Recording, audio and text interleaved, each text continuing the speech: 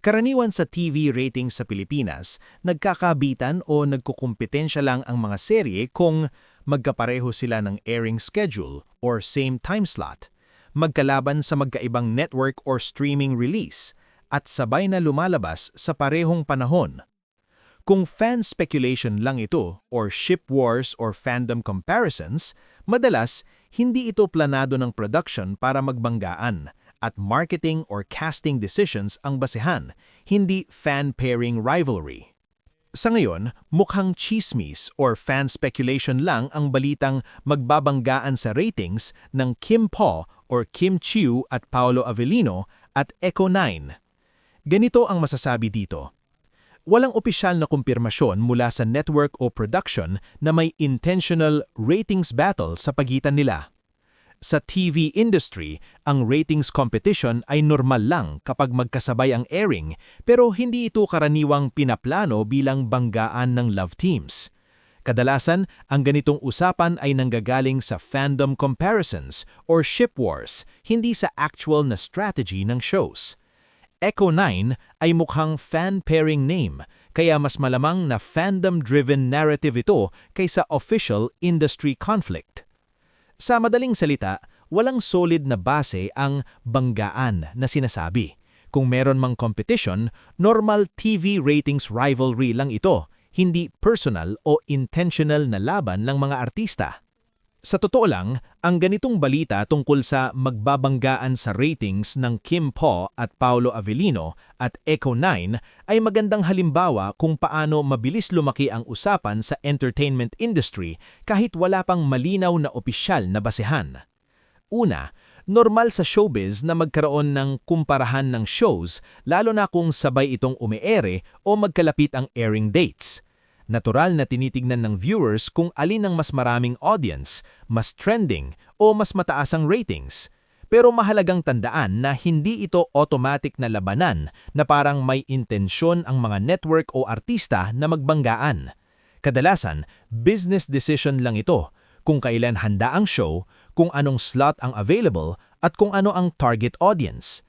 Pangalawa, ang ganitong narrative na maglalaban ang dalawang fandom ay madalas lumalakas dahil sa social media culture.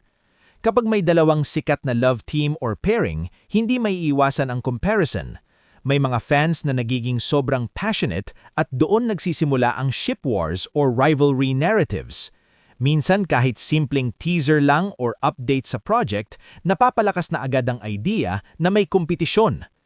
Sa kaso ng Echo9, mukhang ito ay fan-created pairing name, kaya mas lalo itong nagiging subject ng interpretasyon kaysa actual na confirmed project. Kapag ganito, kadalasan ng usapan ay nasa fandom level lang, hindi sa official production level. Kaya kung sasabihing magbabanggaan sa ratings, medyo nagiging exaggerated na ang kwento. Pangatlo, mahalaga ring tignan na ang industriya ng teleserye sa Pilipinas ay hindi lang umiikot sa rivalry. Mas madalas ang tunay na layunin ng mga palabas ay makapaghatid ng magandang kwento, makaabot ng tamang audience, at mapalakas ang overall viewership ng network or platform. Kaya kung may dalawang shows man na magkatabat, hindi ibig sabihin ay labanan ng artista, kundi labanan ng content at storytelling appeal. Sa dulo, ang ganitong balita ay mas magandang tignan bilang entertainment talk or fan discussion, hindi bilang confirmed industry conflict. Mas ma-healthy rin para sa fans kung ang focus ay enjoyment ng bawat show imbes na paghahandingin ng sobra o gawing kompetisyon ang lahat. Dagdagan pa natin ang pagtingin dito kasi may ilang layers pa kung bakit lumalakas ang ganitong klase ng balita sa showbiz. Una, sa likod ng ratings battle narrative, madalas may marketing angle na hindi agad nakikita ng viewers. Kapag may dalawang inaabangang proyekto or love team, kahit hindi sinasadyang gawing laban, napopromote pa rin sila pamamagitan ng comparison. Bakit? Dahil ang comparison nagtitrigger ng curiosity ng audience. Mas maraming napag-uusapan, mas maraming engagement. Kaya kahit walang direktang competition, lumalabas pa rin ang ganitong kwento sa social media discussions. Pangalawa, may epekto rin dito ang fandom identity. Sa kaso ng Kim Po or Kim Chiu at Paolo Avellino, malakas ang fanbase nila, Kaya natural lang na may mga fans na gustong patunayan na mas sikat, mas trending o mas mataas ang ratings ang kanilang ini-idolo. Ganito rin sa kabilang fandom na tinatawag na Echo 9. Kapag pinagsama ang dalawang active fan communities, doon lumalakas ang ingay online kahit hindi naman yon ang focus ng mismong production. Pangatlo, dapat din nating intindihin na ang industriya ng teleserye sa Pilipinas ay hindi lang umiikot sa rivalry. Mas madalas ang tunay na layunin ng mga palabas ay makapaghatid ng magandang kwento, makaabot ng tamang audience, at mapalakas ang overall viewership ng network or platform. Kaya kung may dalawang shows man na magkatapat, hindi ibig sabihin ay labanan ng artista, kundi labanan ng content at storytelling appeal. Sa dulo, ang ganitong balita ay mas magandang tignan bilang entertainment talk or fan discussion, hindi bilang confirmed industry conflict. Mas ma-healthy rin para sa fans kung ang focus ay enjoyment ng bawat show imbis na paghahambingin ng sobra o gawing kompetisyon ang lahat. Si Sofia naman, guys, eto segue natin kasi si Madam Jangdi, inunahan ako eh. So guys, ang Econin, meron din silang bagong series, The Loyalty. Okay, The Loyalty. Okay, loyalty game, yan naman ay pagsasamahan. Okay, under din to ng Prime, kaya siguro to si Janine lumipat ng Star Magic.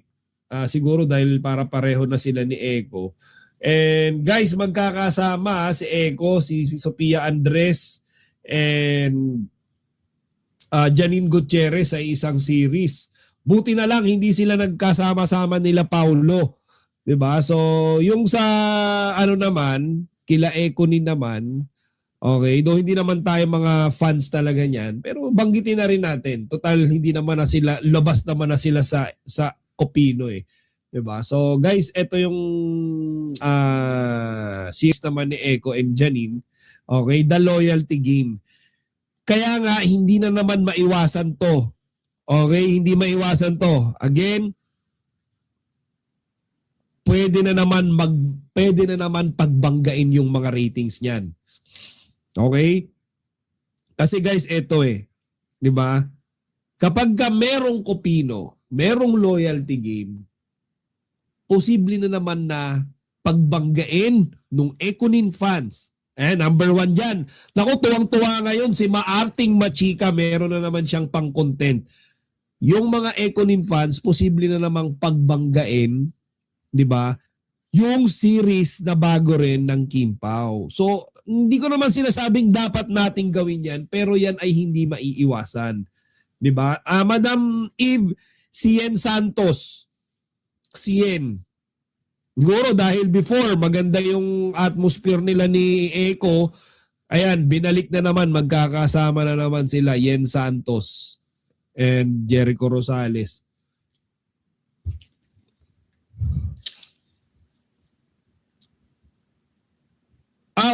Hindi ko sure kung sino mauuna, pero ayan, nabanggit ko lang, new teleserye alert.